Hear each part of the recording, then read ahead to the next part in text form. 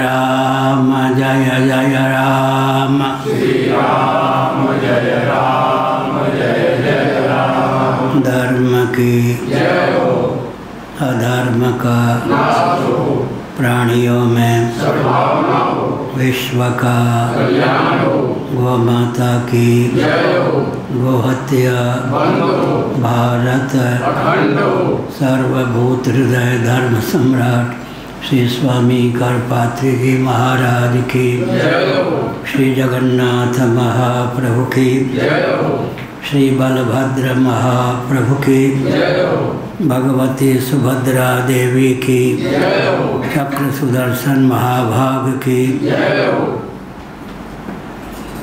नारायण। हाँ, ठीक जगह आ गए, बैठ जाओ। गोविंद जय जय गोपाल जय जय गोविंद जय जय गोपाल जय जय। राधा रमण हरि गोविंद जय जय राधा रमण हरि गोविंद जय जय। श्री कृष्ण गोविंद हरे मुरारे। श्री कृष्ण गोविंद हरे मुरारे। हे नाथ नारायण वासुदेव। हे नाथ नारायण वासुदेव। गोविंद जय जय गोपाल जय जय गोविंद जय जय गोपाल जय जय। राधा रमण हरि गोविंद जय जय राधा रमण हरि गोविंद जय जय। गोविंद जय जय गोपाल जय जय गोविंद जय जय गोपाल जय जय। राधा रमण हरि गोविंद जय जय राधा रमण हरि गोविंद जय जय। गोविंद जय जय गोपाल जय जय गोविंद जय जय गोपाल जय जय। राधा रमण हरि गोविंद जय जय राधा रमण हरि गोविंद जय जय। श्री वृंदावन बिहारी लाल की जय। कौन सी पंक्ति है भामती? ऊपर से 1 2 3 4।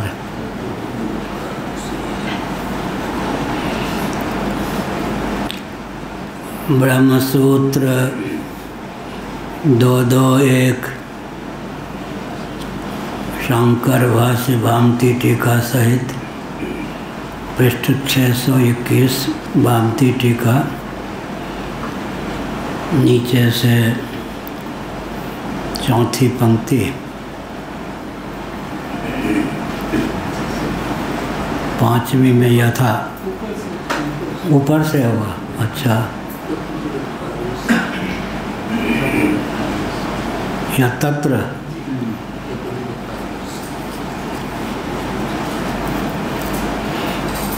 तत्र जगत कारणस्य ययं सुखात्मता तत्सत्वं या दुःखात्मता तद्रजः या च मोहात्मता तत्तम इति त्रैगुण्य कारण सिद्धि तथा ही प्रत्येकं भावः त्रैगुण्यवन्तो अनुभूयन्ते।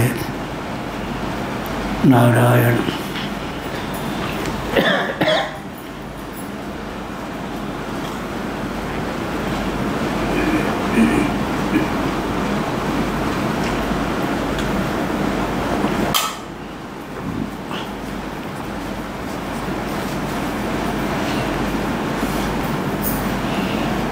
सांख्यों का पक्ष है कि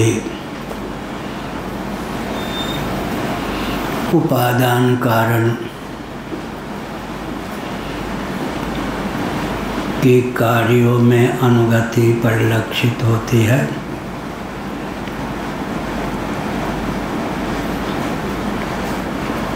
जगत का उपादान कारण त्रिगुणात्मक प्रधान हो सकता है। कारण क्या है कि जगत में सुख दुख मोह की अनुगति परिलक्षित है। अनुकूल वस्तु और व्यक्ति को लेकर सुख की प्राप्ति होती है, प्रतिकूल को लेकर दुख की प्राप्ति होती है। दोनों दशाओं में मोह की अनुभूति होती है। अपना शरीर ही ले लें, जब हल्का फुल्का स्वस्थ होता है तब सुखप्रद शरीर सिद्ध होता है। उठने बैठने में कठिनाई हो, सांस लेने में कठिनाई हो, रोगाग्रस्त शरीर हो तो दुख प्राप्त होता है। शरीर को लेकर आत्मबुद्धि का उदय होने के कारण मोह की भी प्राप्ति होती ही है। इस प्रकार बाह्य जगत में और आध्यात्मिक शरीर में भी त्रिगुणात्मकता की अनुवृत्ति परिलक्षित है। सुख दुख मोहात्मक जगत, अपना शरीर भी उसी में परिगणित है। जगत की त्रिगुणात्मकता के कारण सत्व रजस तमस, ये जो प्रकृति के तीन गुण हैं, इन्हीं को जगत का उपादान कारण मानना चाहिए। सांख्यों का पक्ष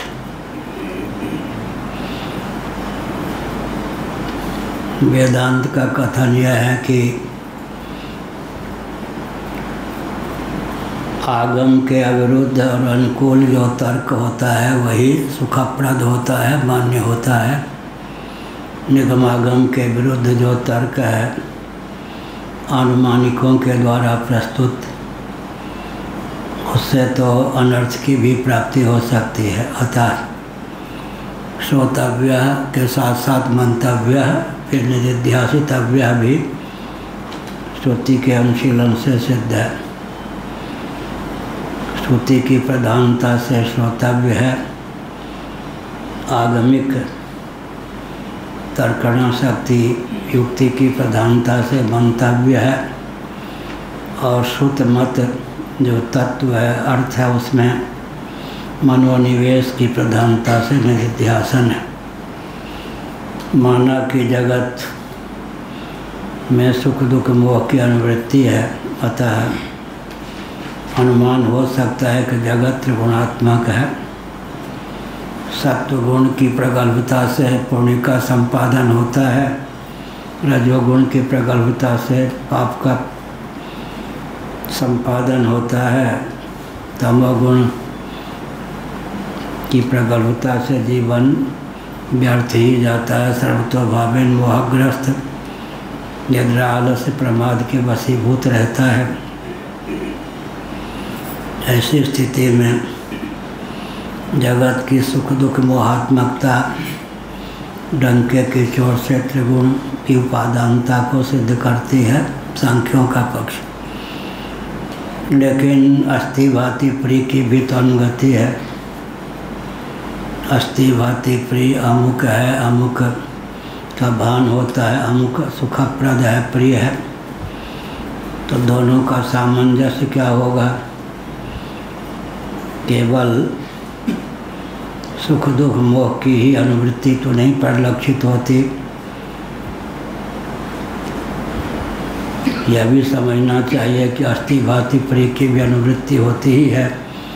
अतः वेदांत प्रस्थान में सच्चिदानंद स्वरूप परमात्मा तत्व की शक्ति के रूप में प्रकृति मान्य है।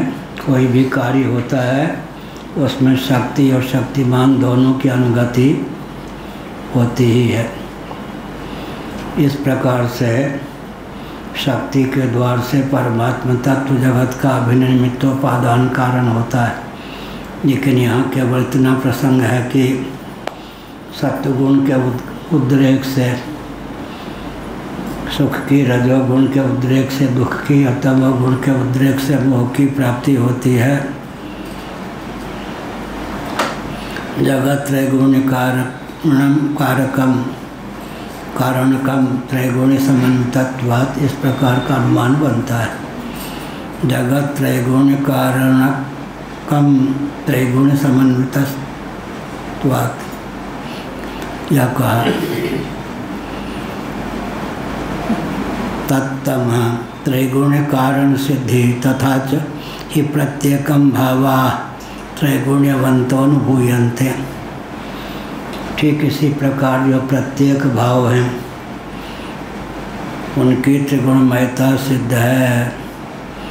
गीता के 18वें अध्याय में भगवान ने यज्ञ, दान, तप इन सब के सात्विक, राजस, तामस प्रभेदों का वर्णन किया है। इसी प्रकार से गीता में ऊर्ध्वं गच्छन्ति सत्वस्था, मध्ये तिष्ठन्ति राजसाः, जघन्य गुणवृत्तिस्थादो गच्छन्ति तामसा, यह भी कहा गया है।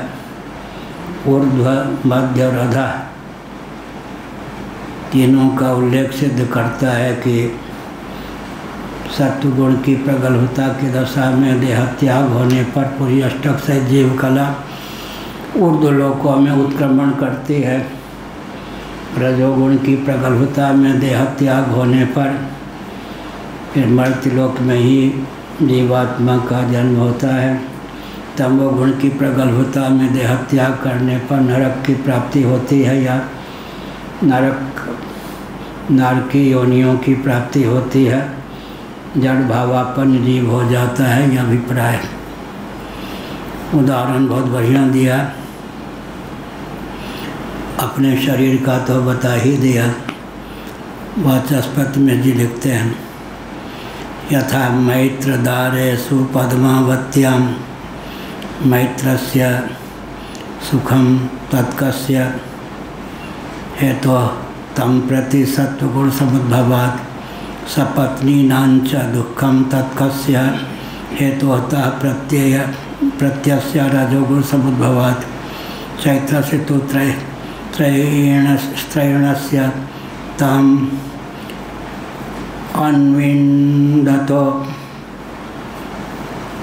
अविन्दतो मोह विषादः तत्कस्य हेतुः तम प्रत्ययस्य तमोगुण समुद्भवात् पद्मावत्या च सर्वे भावा व्याख्याताः।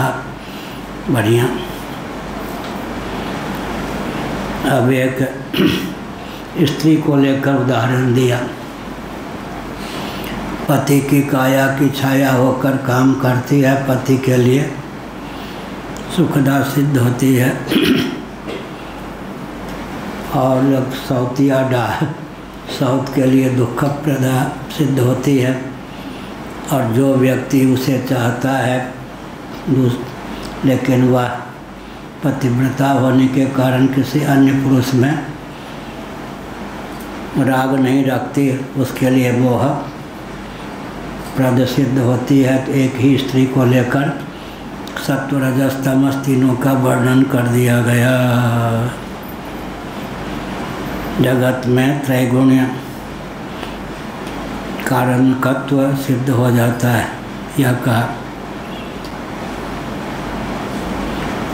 जैसे मैत्र नाम के व्यक्ति की पद्मावती संगक स्त्री अपने पति के प्रति सुखरूप है, अपने पति के प्रति सत्व गुण के अनुरूप समुद्भूत भी है। वह स्त्री अपनी सब पत्नियों सौतिया डाह सौतों के प्रति दुख रूप है, क्योंकि उनके प्रति रजोगुण के रूप में समुद्भूत हुई है। और वही स्त्री चैत्रादि कामुक पर पुरुष जो हैं उनके लिए मोहप्रद होती है, उनके लिए वह तमोगुण के रूप में आविर्भूत हुई है। इस प्रकार पद्मावती का नाम लेकर ही एक ही के माध्यम से सभी पदार्थों की त्रिगुणमयता सिद्ध कर दी गई, अभिप्राय। जो हाँ हाँ कहिए महात्मा जी। जो उपेक्षा की बुद्धि से हाँ एक दृष्टि उपेक्षा की जो होती है, क्या? उपेक्षा की जो बुद्धि होती है, हाँ, जिसमें अनुकूल प्रतिकूल दोनों बुद्धि ना हो उस उपेक्ष होता है पदार्थ, व्यक्ति या वस्तु। तो तीनों में से किस में जाएगा सबसे? हो जाएगा भृगु जी में। त्यागव गाहव उपेक्षणीय अहिहाटक तृण की नाई। त्यागव त्याज्य है। डरपोक व्यक्ति को या जो सपेरा नहीं है उसको सर्प दिख जाए तो त्याज्य, बचो बचो हटो। सोना दिख जाए कि कोई देख तो नहीं रहा है, लपकने का प्रयास होगा। अहिहाटक तृण की नहीं, तिनके के प्रति न ग्राह्य बुद्धि न त्याज्य बुद्धि, उपेक्ष बुद्धि हो जाती है। तो उपेक्ष बुद्धि किस कारण से हुई? यही ना, सत्वगुण के कारण क्या हुआ, रजोगुण के कारण, तमोगुण के कारण। तो यहाँ पर जो त्याज्य है, ग्राह्य है और उपेक्ष है, त्रिगुण में किसको किस कहाँ बैठा, यही आपका प्रश्न है। हम तो त्याज्य जो होगा दुखप्रद होगा या नहीं, वहाँ भी तम रजोगुण आके बैठ जाएगा।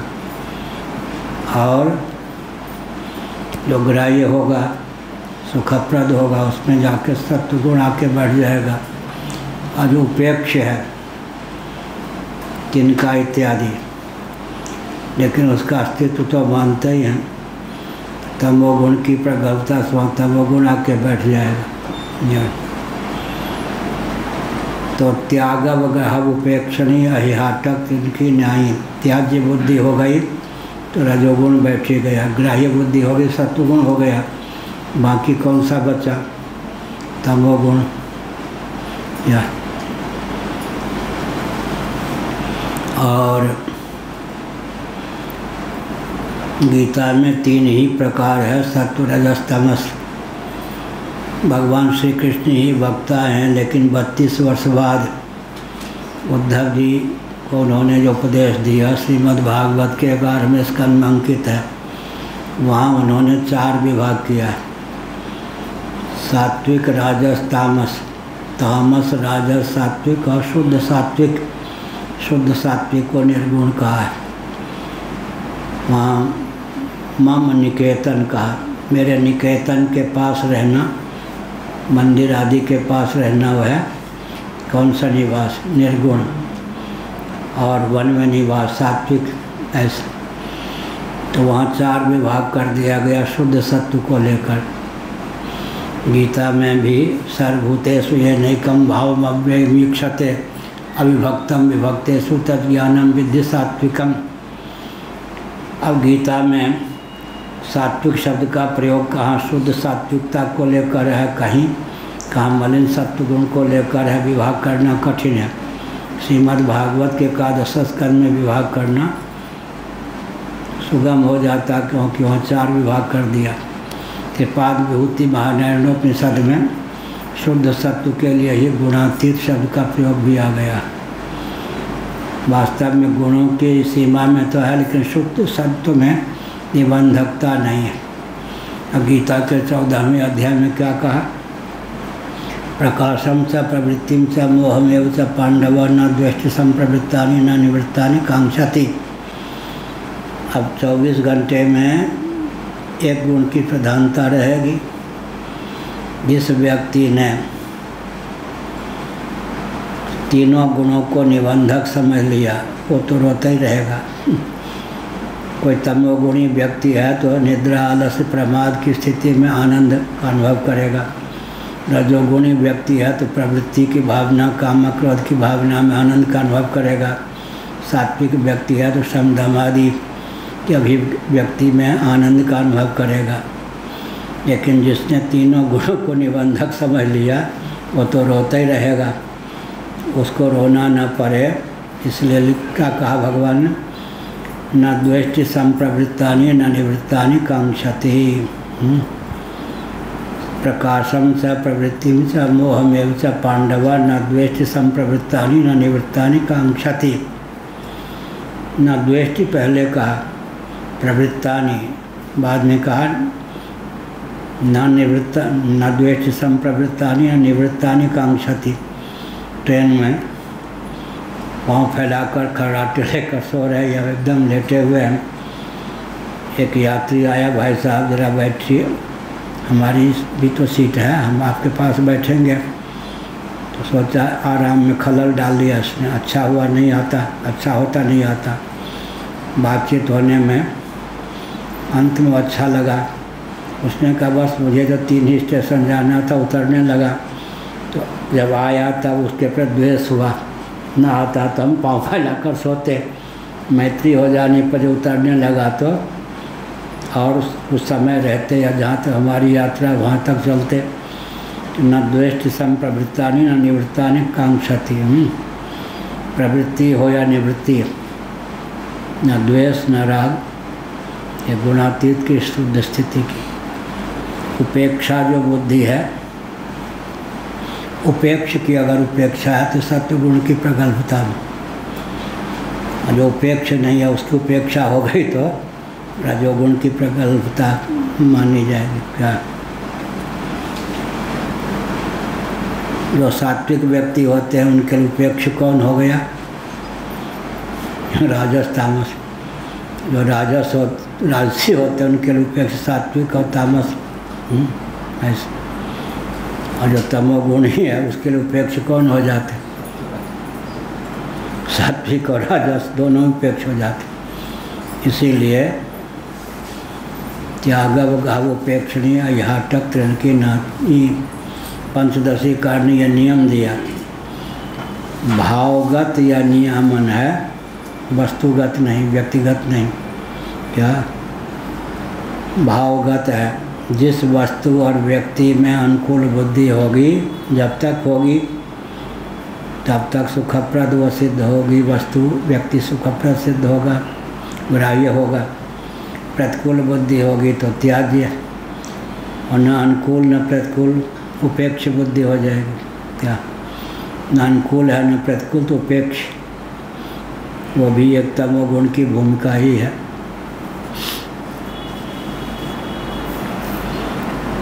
न द्वेष्टि संप्रवृत्तानि न निवृत्तानि कांक्षति। तीनों गुण में कोई भी गुण आवे, किसी का प्रभाव हो, द्वेष भी नहीं राग भी नहीं, तटस्थता बनी रहे, दृष्टित्व बना रहे, तब काम बनता है।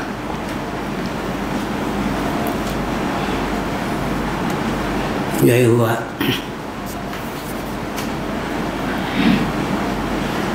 पद्मावती नाम लिया, भामती नाम नहीं लिया। अच्छा भामती तो नाम टिकई का नाम है, या भामती अलग से क्या लेते?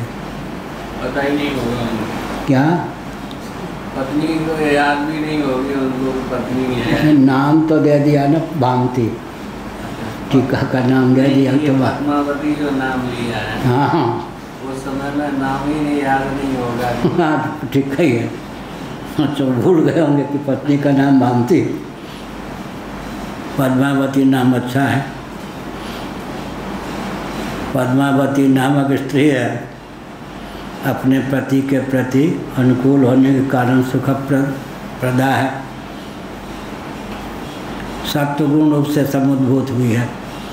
एक ही है ना स्त्री पद्मावती, और पति के प्रति जो सात्विकता के रूप में उद्भूत हो जाती है, सौत के प्रति क्या है? प्रतिकूलता के रूप में। और जो उसको चाहता है पर पुरुष, वो नहीं चाहते स्वप्न में, उसके प्रति मोहकता के रूप में प्रकट हो जाती है। वो अपनी नादानी से मोहित होता है। ये तो पतिव्रता है पद्मावती।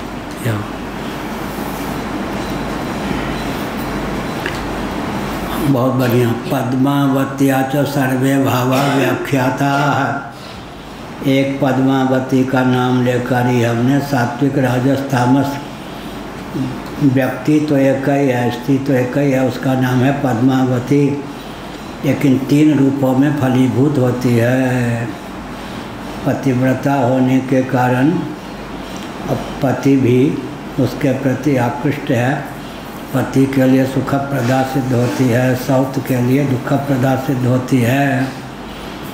और जो व्यक्ति स्त्रैण है लेकिन ये पतिव्रता होने के कारण पर पुरुष के प्रति समासक्त नहीं है, उसके लिए उसका जो जीवन है, शरीर है, मोहकता के रूप में परिलक्षित है। इस प्रकार पद्मावती के व्यास से सब भाव व्यक्त कर दिया गया। तस्मात् सर्वं सुख दुख मोहान्वितम जगत कारणम गम्यते।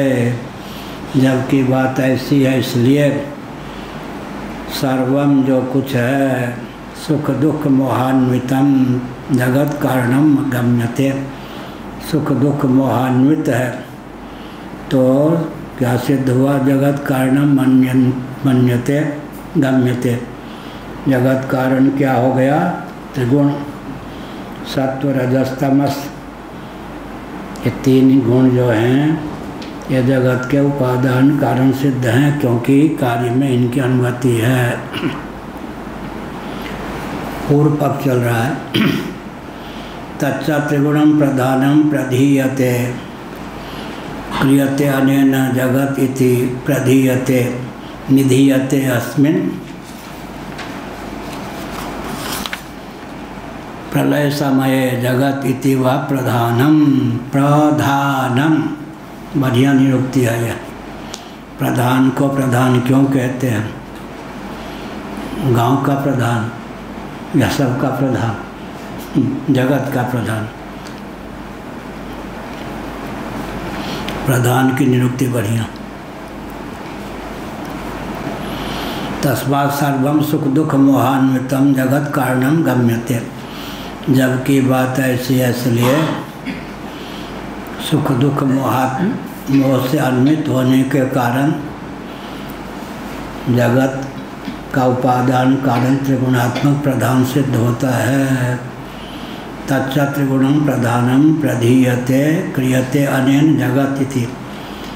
वह जो त्रिगुण है उसी को प्रधान कहते हैं। त्रिगुण सत्व रजस तमस तीनों को एक ही शब्द के द्वारा उद्भाषित करना हो तो नाम ले लें प्रधान।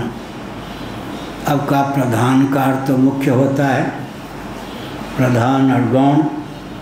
तो यहाँ प्रधान शब्द का जो प्रयोग किया त्रिगुण के लिए, प्रकृति के लिए, सांख्य प्रस्थान ने उसका अभिप्राय क्या है, उसका अन्वय कैसे होगा, उसकी व्युत्पत्ति क्या कैसे होगी?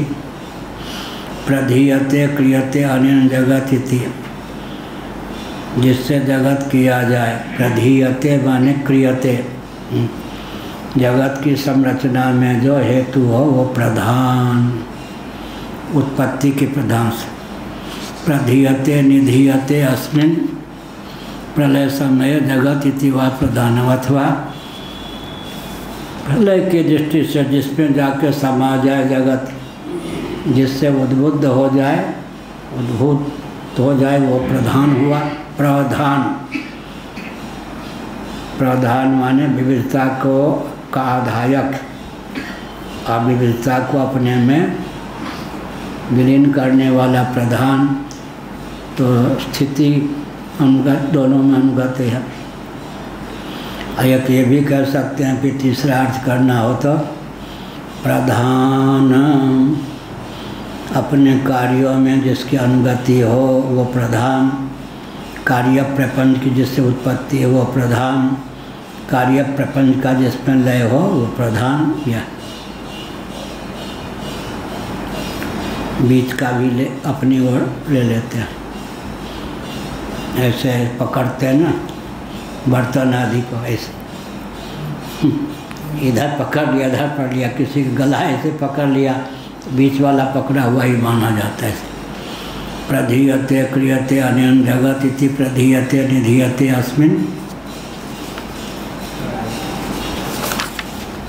प्रलय समय जगत इति वा प्रधानम। उत्पत्ति की दृष्टि से भी प्रधान शब्द बनता है और समृद्धि या संहार की दृष्टि से भी प्रधान शब्द बनता है। और अगर स्थिति की दृष्टि से कहेंगे तो जो अपनी विद्यमानता से सबको धारण किए हुए है वो प्रधान है। जिससे उत्पत्ति होती है वो प्रधान, जिसमें लय होता है वो प्रधान। उत्पत्ति स्थान, लय स्थान और स्थान भी, जिसकी विद्यमानता से नाम रूपात्मक प्रपंच उद्भासित होता है। नाम रूपात्मक प्रपंच में अनुगति के कारण भी प्रधान कह सकते हैं।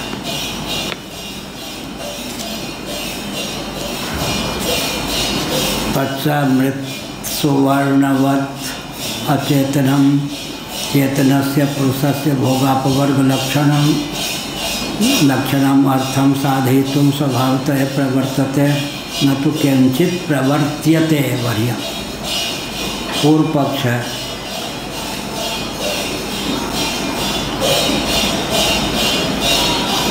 तच्चा मृत सुवर्णवत् अचेतनम, वह जो प्रधान है त्रिगुणात्मक का प्रधान है या त्रिगुणात्मिका प्रकृति है या त्रिगुणात्मक अव्यक्त है या कुछ भी कह सकते हैं। मृत सुवर्णवत् अचेतनम, जैसे मिट्टी अचेतन होती है, सुवर्ण अचेतन होता है। सुवर्ण बढ़िया, सुवर्ण सोना किस रंग का होता है? पीले रंग का। हाँ, किस गुलाबी रंग? सुना है, सोना नहीं देखा? सुनहरा। हाँ, सुनहरा, उसी से कहते हैं सोने का रंग सुनहरा। तत्समृत सुवर्णवत् अचेतनम, मिट्टी जैसे अचेतन है, सोना जैसे अचेतन है, वैसे ही प्रधान भी अचेतन ही है।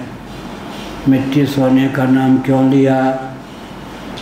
मृत्तिका के जितने कार्य हैं उनमें अनुगति होने के कारण मिट्टी का नाम ले लिया। सुवर्ण के जितने कार्य हैं, कटक मुकुट कुंडल आदि, उनमें अनुगति के कारण सुवर्ण का नाम ले लिया। यह है जैसे मिट्टी मृत कार्यों में अनुगत होने पर भी जड़ ही सिद्ध है। सुवर्ण, सुवर्णाभूषण, कटक मुकुट कुंडल आदि में अनुगत होने पर भी अचेतन ही सिद्ध है। उसी प्रकार प्रधान अचेतन है, लेकिन जगत का उपादान कारण हो ही सकता है। जब मिट्टी घटादि का उपादान कारण परिलक्षित है, सुवर्ण कटक मुकुट कुंडलादि का उपादान कारण सिद्ध है। तद्वत महत्तत्व से लेकर पार्थिव प्रपंच तक सबका उपादान कारण त्रिगुणात्मक प्रधान सिद्ध हो ही सकता है। भोगापवर्ग लक्षणमर्थम साधयितुं स्वभावतः प्रवर्तते। आखिर लक्ष्य क्या है, उद्देश्य क्या है? किस उद्देश्य से प्रधान की जगत संरचना में या प्रलय काल उपस्थित हो जाने पर प्रलय में प्रीति प्रवृत्ति परिलक्षित होती है। भोगापवर्ग लक्षणम अर्थम, प्रयोजन क्या है? भोग और अपवर्ग। अपवर्ग माने अपवर्ग, प फ ब भ म, पवर्ग जिसमें न हो, त्रिवर्ग न हो, पवर्ग। प माने पाप पुण्य, फ माने फल सुख दुख, ऐसे पवर्ग, प फ ब भ म, पवर्ग जिसमें न हो, अपवर्ग। अपवर्ग पवर्ग का अर्थ, अपवर्ग का अर्थ होता क्या? मोक्ष। भोगापवर्ग लक्षणम अर्थम, जगत की रचना का प्रयोजन क्या है? भोग और अपवर्ग। भूखे भजन न होए गोपाला, ले लो अपनी कंठी माला। भोग भी तो चाहिए, ऐसा अपवर्ग भी चाहिए, नहीं तो भर्तृहरि के शब्दों में क्या हो जाएगा? भोगा न भुक्ता वयमेव भुक्ता। हम जब प्रमत्त थे तब समझते थे भोग हमारे द्वारा भोगे गए। भोग माने भोग्य पदार्थ हमारे द्वारा भोगे गए। अब लगता है भोग्य पदार्थों को हमने क्या भोगा? भोग्य पदार्थों ने ही हमें भोग लिया। हल चलाने वाला व्यक्ति जो होता है वो समझता हम बैलों को चला रहे हैं, लेकिन जब थक जाता है सोचता हमने बैलों को क्या चलाया, बैलों ने हमको जोत दिया। ऐसे भोगा न भुगता वयमेव भुगता, भोग्य पदार्थ हमारे द्वारा क्या भोगे गए, हमें ही उन भोग्य पदार्थों ने भोग दिया।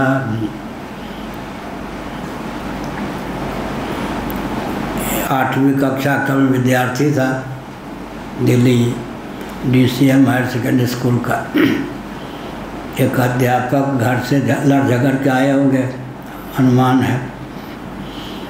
हम 32 विद्यार्थी थे उस सेक्शन में, किसी से कोई अपराध नहीं हुआ, लेकिन एक एक चांटे 32 विद्यार्थी को जड़ दिया। अब उसमें एक बच्चा जरा बोल बातू नहीं था, उसने कहा गुरुजी तुसी प्रेम नाल दसो पंजाबी में बोला, गुरुजी प्रेम पूर्वक बताओ हम बच्चों से अपराध क्या हुआ, एक एक चांटा जड़ दिया गाल पे। उसने कहा तुमको तो एक एक चांटे, मेरी हथेली की दशा देखो, तुमको क्या पीटा हमने, हमारे हथेली लाल हो गए, हमको 32 चांटे लग गए, तुमको तो एक एक चांटे। हंसी में बात टल गई फिर। हमने तो हथेली दिखाई, उन्होंने कहा तुमको तो हमने एक एक चांटा मारा, हमारे तो 32 चांटे लग गए, देखो हथेली। हम लोग हंसने लगे, बात ठीक है। तो भोगा न भुगता वयमेव भुगता वाली, यहाँ भोग अपवर्ग की सिद्धि के लिए पुरुष से पुरुष बने चेतन साधय तुम भोग की सिद्धि हो जाए, और अपवर्ग माने मोक्ष की सिद्धि हो जाए। या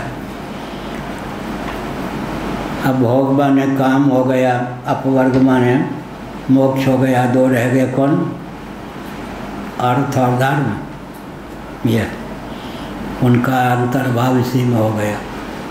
भोग और अपवर्ग कह देने पर, क्योंकि वैशेषिक दर्शन के दूसरे सूत्र ने पुरुषार्थ चतुष्टय को 2 ही शब्दों में गुम्फित किया है, या तो अभ्युदय निश्चय सिद्धि सधर्म, जिससे अभ्युदय का अर्थ है भोग, लौकिक उत्कर्ष पारलौकिक उत्कर्ष और परमात्मा की प्राप्ति के अनुकूल साधन भी प्रशस्त, यही हुआ अभ्युदय का अर्थ। क्या, क्योंकि निश्चयस को देखते हुए अभ्युदय का अर्थ करना पड़ता है।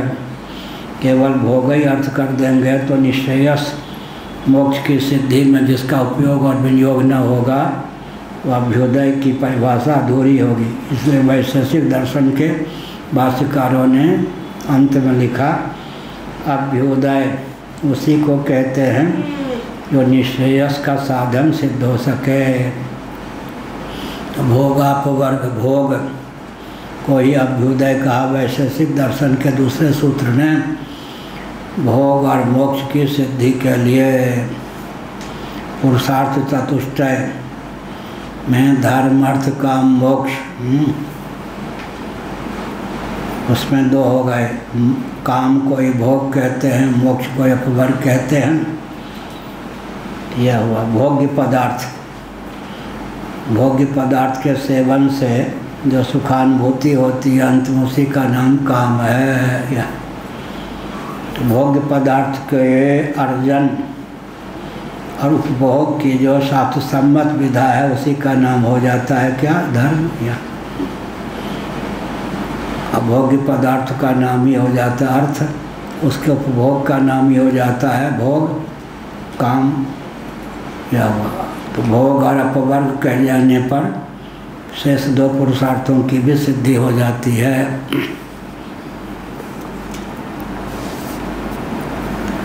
भोगापवर्ग लक्षणमर्थम साधयितुं स्वभावतः प्रवर्तते न तो किंचित प्रवर्त्यते।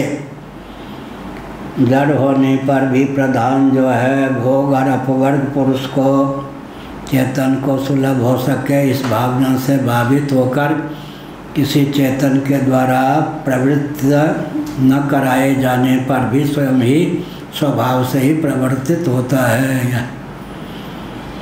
स्वभाव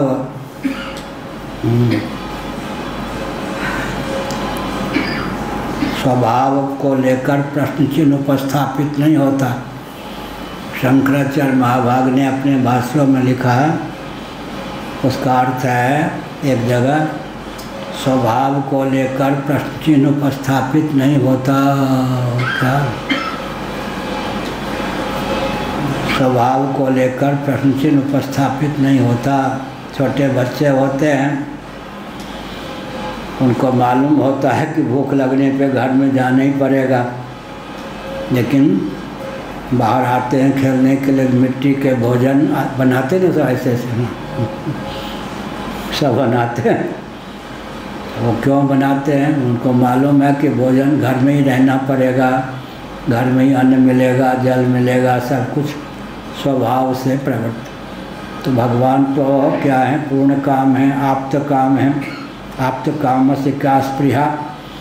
फिर जगत की रचना में उनकी प्रीति प्रवृत्ति का कारण क्या है? पहले आ गया स्वभाव। जीवों पर अनुग्रह करने के लिए तो दूसरा उत्तर है, पहला उत्तर है स्वभाव। आप्त काम से का स्पृहा, स्वभाव को लेकर ही भगवान जगत रचना में, जगत के संभार में प्रवृत्त होते हैं। तो यहाँ कहा कि भगवान को न मानो, केवल प्रधान को ही मानो। अनीश्वरवादी हो गए। प्रधानवादी जो होते हैं अनीश्वरवादी होते हैं। तो बिना चेतन के प्रवृत्ति कैसे होगी जड़ प्रधान की? तो इसका का स्वभावता है प्रवर्तते न तो किंचित प्रवर्त्यते, किसी के द्वारा नियोजित होकर प्रेरित होकर के नहीं, स्वभाव से ही वह क्या है? प्रलय के समय बिल्कुल दूसरा रूप हो जाता है, सृष्टि के समय दूसरा रूप हो जाता है। अपने को कार्य प्रपंच के रूप में अभिव्यक्त कर दे और अपने को कार्य प्रपंच को अपने में समेट कर कारण रूप कर दे, यही है।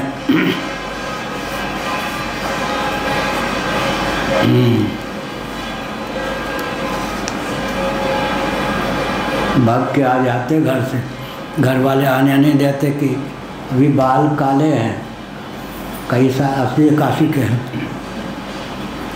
तच्च मृत सुवर्णवत अचेतनम चेतनस्य पुरुषस्य भोगापवर्ग लक्षणम अर्थम साधयितुम स्वभावतः प्रवर्तते न तो किंचित प्रवर्त्यते।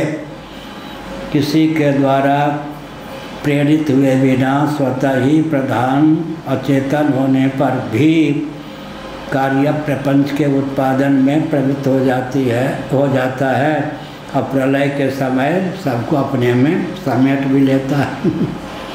स्वयं को सर्व रूपों में व्यक्त कर देता है स्वभाव से, समय आने पर सबको अपने में समेट लेता है। सकल दृश्य ने जो उधर मेली तज निद्रा सोवे जोगी। क्या अर्थ हुआ पंडित जी? तज निद्रा सोवे योगी, विनय पत्रिका। सकल दृश्य निज उदर मेल, उदर माने स्वरूप में, उदर का अर्थ यहाँ पर स्वरूप। सकल दृश्य निज उदर मेल तज निद्रा सोवे योगी। तज निद्रा, हाँ 24 घंटे में 14 घंटे सो सकते हो, कोई छूट है? निद्रा तज के सोवो आएगा। तज निद्रा सोवे योगी, बहुत बढ़िया हुआ ना। सकल दृश्य निज उदर मेल, उदर का अर्थ यहाँ पर अपने स्वरूप में जो भी दृश्य प्रपंच है अपने में विलीन करके निद्रा तज करके सोते हैं योगी। निद्रा तज के सोते हैं माने अग्रहण अन्यथा ग्रहण रहित सुसुप्ति होती है। किनकी? तत्वज्ञों की। क्या होती है? ये आ गए तत्वज्ञ। सकल दृश्य निज उदर बेली तज निद्रा सोवे योगी माने बाहर से सुसुप्ति के लक्षण एक ही जैसे सांस लेना आदि, लेकिन अंतर क्या होगा? सचमुच में कोई तत्वज्ञ है सोया हुआ है तो उसकी निद्रा जो है क्या है? निद्रा समाधि स्थिति ही। क्यों? निद्रा के बाह्य लक्षण सब बराबर ही होते हैं, अभ्यंतर लक्षण में भेद पड़ जाता। अभ्यंतर लक्षण क्या है? अग्रहण अन्यथा ग्रहण रहित तत्वज्ञों की सुसुप्ति होती है। अग्रहण आत्मा को आत्मा के अनुरूप न जानना ग्रहण हो गया, और आत्मा को देहेंद्रिय प्राणांतःकरण के अनुरूप जानना अन्यथा ग्रहण हो गया। अग्रहण अन्यथा ग्रहण रहित सुसुप्ति किनको?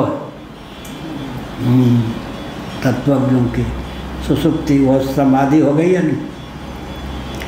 बाहर से सुसुप्ति के लक्षण अतत्वज्ञ और तत्वज्ञ में बराबर होंगे। अभ्यंतर लक्षण क्या होगा? तत्वज्ञ की सुसुप्ति समाधि क्यों हो जाएगी?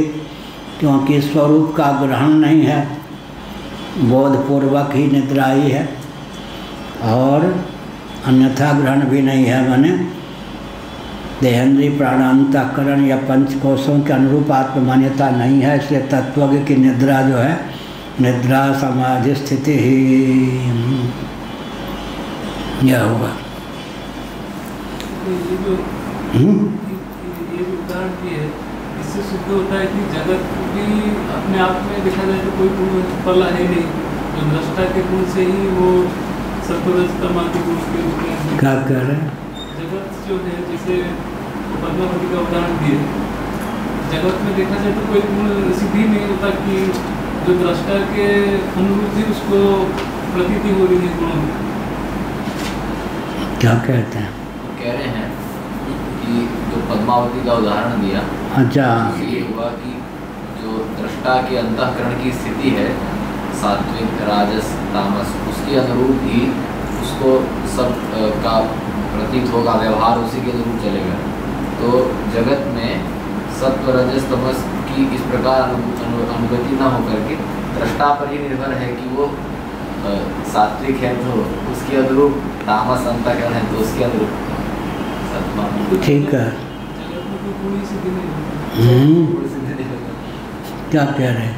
कह रहे फिर जगत में तो गुण सिद्ध नहीं होगा, दृष्टा की स्थिति के ऊपर ही निर्भर होगा वो। किस पर? दृष्टा को जो दृश्य दृश्य के कितने भेद हो जाएंगे? दृश्य क्या होगा? सुख दुख मोहात्मक होगा या नहीं? प्रकाश प्रवृत्ति मोह, सुख दुख मोहात्मक तो होगा ना। तो दृष्टा किसका होगा? अपना या और किसी का? अपने से पराग का या प्रत्यक का या अपना ही? अपने से पराग का ही हो गया। प्रत्यक का भी नहीं और अपना भी नहीं। अपना होगा दृष्टा तो दृश्य हो जाएगा। जिसका दृष्टा होगा वो फिर क्या होगा? उसमें सारा प्रपंच आ गया ना। क्या? कभी दृष्टा को सुख, कभी दुख, कभी मोह। अब वो है कि सुख में तादात्म्यापत्ति ना हो तो सुख से अतिक्रांत हो गया, दुख में तादात्म्यापत्ति ना हो, हमने कहा ना प्रकाशम च प्रवृत्तिम च मोहमेव च पांडव न द्वेष्टि संप्रवृत्तानि न निवृत्तानि कांक्षति। सुख दुख मोह तादात्म्यापत्ति वृत्ति सारूप्य न प्राप्त हो, दृष्टा दृष्टा हुआ। अगर वृत्ति सारूप्य प्राप्त हो जाए तो दृष्टा होने पर भी बंधन को प्राप्त हो गया। साक्षी बोलते हैं। हाँ, साक्षी स्वरूप है। हाँ, साक्षी गोपाल है ना यहाँ। साक्षी दृष्टा, साक्षी चेता केवलो निर्गुणश्च। साक्षी भी है, उसी को चेता भी कहते हैं। चेता केवल है, अद्वैत और निर्गुण भी है। साक्षी चेता केवलो निर्गुणश्च। या चेता, चेता, चेता माने चेतक। चल चेतक पर तलवार उठा।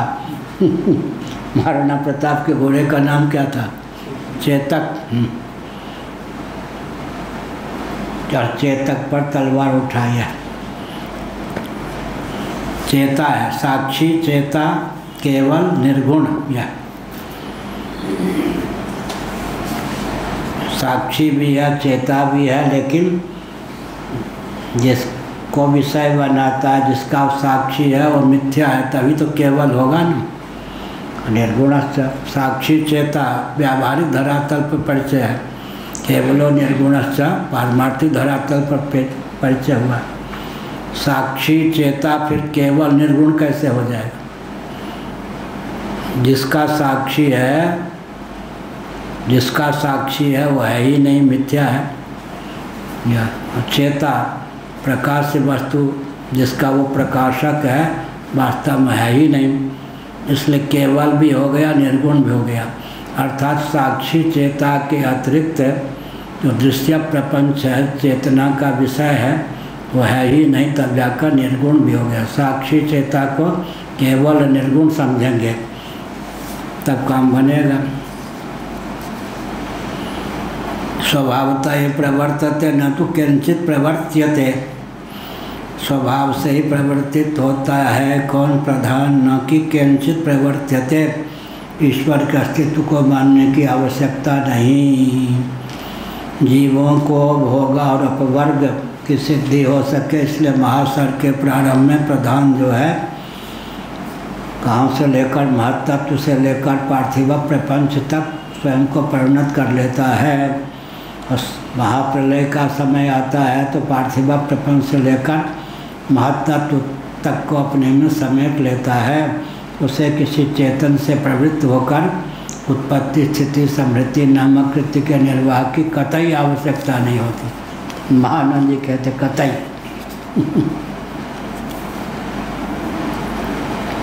तथा ही आहु, जैसा कहा वैसे ये तथा जैसा मैंने लिखा वो प्रामाणिक है, आहु कहा गया। पुरुषार्थ एव हेतु न केनचित कार्यते करणम्य कहा।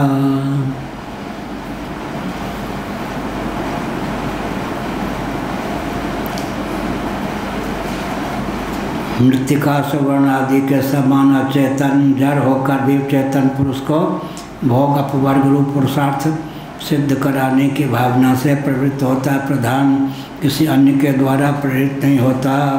पुरुषार्थ एवं हेतु न केनचित कार्यते करणम, सांख्य कारिका 31 है। यह हुआ पुरुषार्थ का अर्थ क्या हो गया? 4 है, धर्म अर्थ काम मोक्ष, लेकिन मुख्य रूप से 2 में ही भोग और अपवर्ग कहने पर, भोग और मोक्ष कहने पर 2 पुरुषार्थ में ही शेष 2 का अंतर्भाव हो जाता है।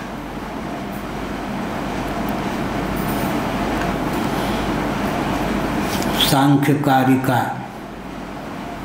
15 भेदानां परिमाणा समन्वयात् शक्तिता प्रवृत्तेश्च कारण कार्य विभागात् अविभागाच्च वैश्वरूप्यस्य। सांख्य कारिका को ही समुद्धृत करते हैं। सांख्य सूत्र को प्राचीन आचार्य समुद्धृत नहीं करते।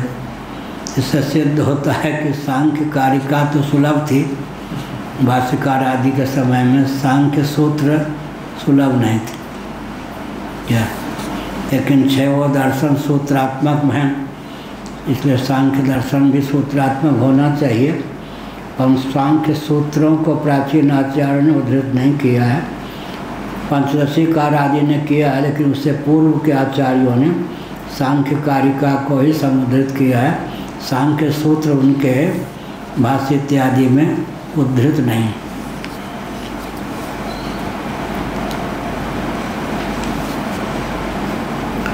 नौ बज गया। अभी भी उपलब्ध नहीं है सांख्य सूत्र। हाँ, अभी भी सांख्य सूत्र उपलब्ध नहीं। उपलब्ध आपके घर में नहीं, हम लोग के पास। ये तो बढ़िया, प्रयाग में नहीं उपलब्ध है, बाकी पूरी में तो है ही। ठीक है, कुछ ना कुछ तो कहना चाहिए। आप जगे हैं ये तो सिद्ध हो ही गया। सुनते भी हैं तो ऐसे करके कि आधी नींद तो आ ही जाए। अभी क्यों नहीं उपलब्ध है?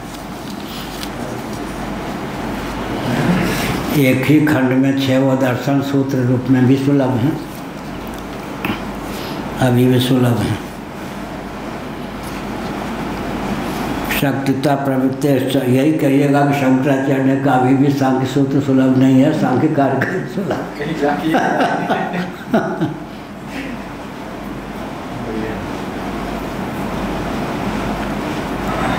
शक्तिता प्रवृत्ति कारण कार्य विभागात अविभागाद वैश्वरूपस्य, यही ना यथा हो, जैसा कि कहा है पुरुषार्थ एवं हेतु न केनचित कार्यते करणम। इसमें पुरुषार्थ ही हेतु, पुरुषार्थ बने भोग और मोक्ष की सिद्धि, जीवों को अकृतार्थ प्राणियों को कृतार्थता का अवसर प्रदान करने की भावना से स्वतः प्रधान प्रवृत्त होता है। न केनचित कार्यते करणम, किसी के द्वारा प्रेरित होकर प्रधान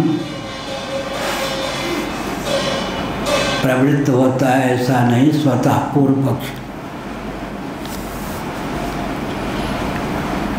परिमाणादि भी इत्यादि ग्रहणेन, यह कहा शक्तिता प्रवृत्ति कारण कार्य विभागात अविभागात वैश्वरूप्यस्य इति अव्यक्त सिद्धि हेतवो गृह्यन्ते, यह कहा।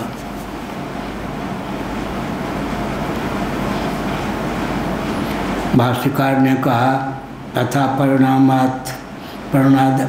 परिणामादि भी अपि लिंगै तदेव प्रधानम अनुमिम्यते, वह प्रधान ही अनुमिम्यते माने अनुमिम्यते, अनुमान के द्वारा सिद्ध होता है। अनुमान जगत में सुख दुख मोह की अनुवृत्ति डंके की चोट से कारण में त्रिगुणात्मकता की सिद्धि, कारण के त्रिगुणात्मक होने की सिद्धि में प्रमाण है। अर्थात अगर कारण सत्व रजस तमस न होता या तीनों की साम्यावस्था प्रधान कारण न होता तो जगत में सुख दुख मोह की अनुवृत्ति बिल्कुल न होती। सुख दुख मोह की अनुवृत्ति डंके की चोट से त्रिगुणात्मक प्रधान को जगत का उपादान कारण सिद्ध करती है, यह अभिप्राय है।